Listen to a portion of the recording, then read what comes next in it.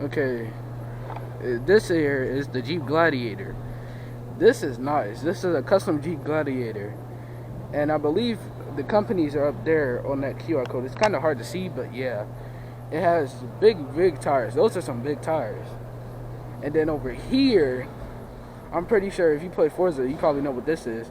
This is a Lotus. And this is a real nice Lotus. Like, it even has the Lotus glasses that come with it. And I think that's carbon fiber on the dash hood over there. But yeah, if you didn't know, Lotuses have souped up Toyota Camry engines, for those of you who didn't know. And then this over here, we saw this, like, actually no we didn't. We saw Esper V8 earlier. This right here, this is a very nice Lotus. This is like an older, like, I believe this is in the 1970s.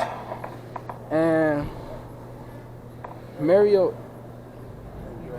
Andretti is the only race car driver in history to win the Indianapolis 500, the Daytona 500, and the Formula World Champion. In 1978, Mario won the World Championship driving the black and gold Lotus cars. Oh yeah, I remember the Lotus cars, like the Lotus F1 cars. So this is basically to celebrate that. So yeah, you could tell this is like maybe the actual one, because guess what? If you didn't know, there's actually a bunch of scratches and dents on it, which means this is actually the one-of-one vehicle that Lotus made. And I believe that means that this is Mario Andretti's car. It's real nice. Over here, hold up.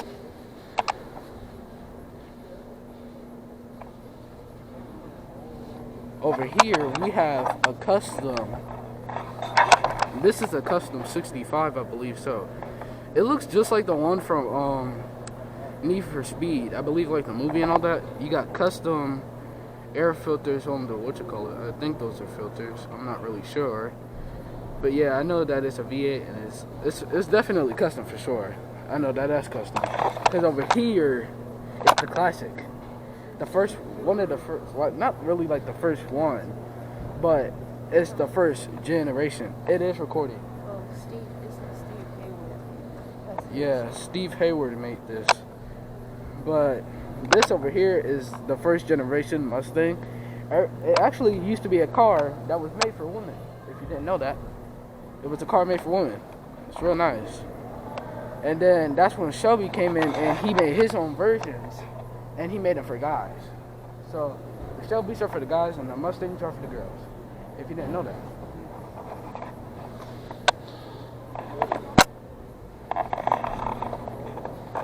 This over here is a Ford truck. It's very, very nice. I like it. It's like classic. I believe it looks like it's made in the 55s and all that. Very nice. Huh? You know what? But if anything's classic, that's a classic Rolls Royce. Fun fact about it, if you try to steal the spirit of ecstasy, it has a what's it called? Older models have like a horn, so it beeps the horn for older models. But newer models have they make the spirit of ecstasy go down real quick in like a split second. But yeah, they have anti-theft systems for the what's it called? And it is a Phantom. This is very, very classic. 1957 Rolls Royce Phantom V. It has a V8 engine, it has air conditioning and electric windows. When this car was made in 1957, Rolls-Royce used it as an experimental car for 5 years before being sold on the market in 1962. It was the first Rolls-Royce to have a V8 engine. And it's an experimental prototype limousine, so it's a limousine, for those of you who don't know. This right here is a 1927 Pierce Arrow. It's a Series 80 two-door club Braham. Original cost $2,995. I know that may seem like broke money nowadays, but guess what? That's probably like $50,000 maybe back then. Just so you know. And like you could tell this is a classic. If I see this thing coming at me, I would be kind of nervous. It looks kind of weird. I'm not gonna lie. What everybody says is that it's a coffin on wheels. It looks like a coffin on wheels. Then this one, you could tell it's like the 1930s, 1940s kind of. 1936 Ford Coupe. I believe this car is in Forza. And then that over there is the official pace car of the 75th Indianapolis 500. So this is probably a 1 of 1 or maybe a 1 of 2. It's a pace car, which means if there's a crash, it comes out. It doesn't even, well, it was from 1992. Yeah, the 76 car, Indianapolis 500. So, yeah, that's crazy. Now, if we come around here, I know y'all see what that is over there. That looks crazy. And it also looks nice. And I like it. I like crazy and nice. This right here, I forgot the name of the car company, but I believe it's a British car company.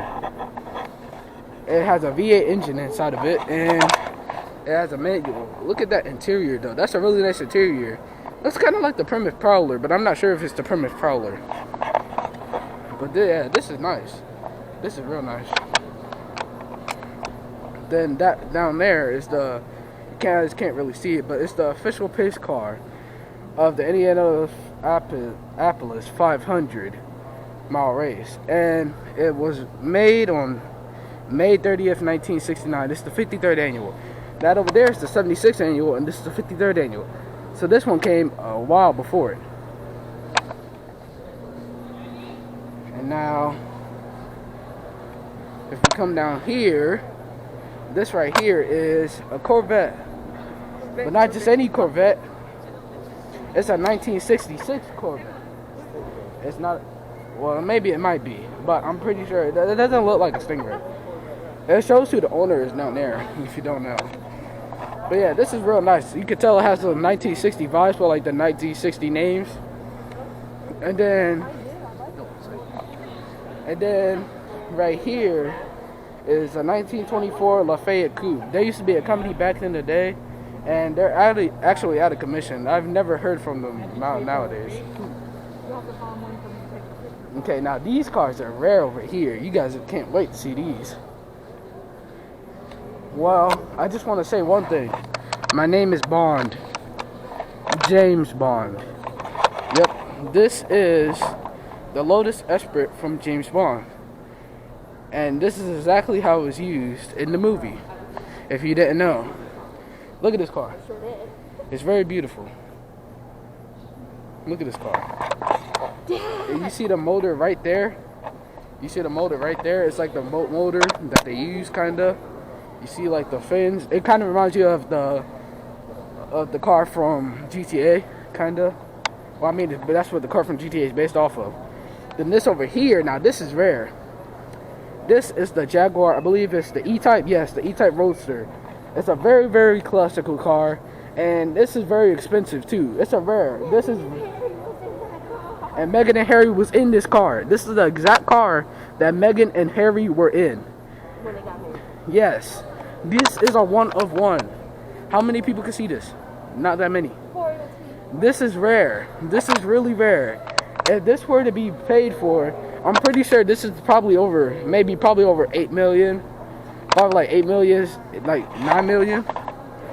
Then that over there is also an Aston Martin. It's real nice. It's a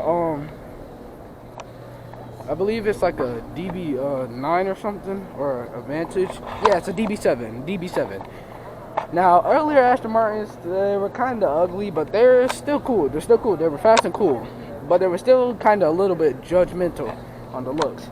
This one over here, this, I believe it might be the next generation of an older model. I believe so. It's a BMW, and it's real nice. But this right here, look at this BMW. Look at this BMW. It's real nice. It's an M5 too. I don't know what type of engine or specs it has, but I like the look at that exhaust. I think that's a custom exhaust. But yeah, this is real nice. Now look at that. That's a V10, which means it has 10 cylinders. It's a Dodge Viper ACR. Now it's not that fast. Well, I mean, it still is very, very fast, but it's not that fast. It's more for track use, kinda. Yeah, I know.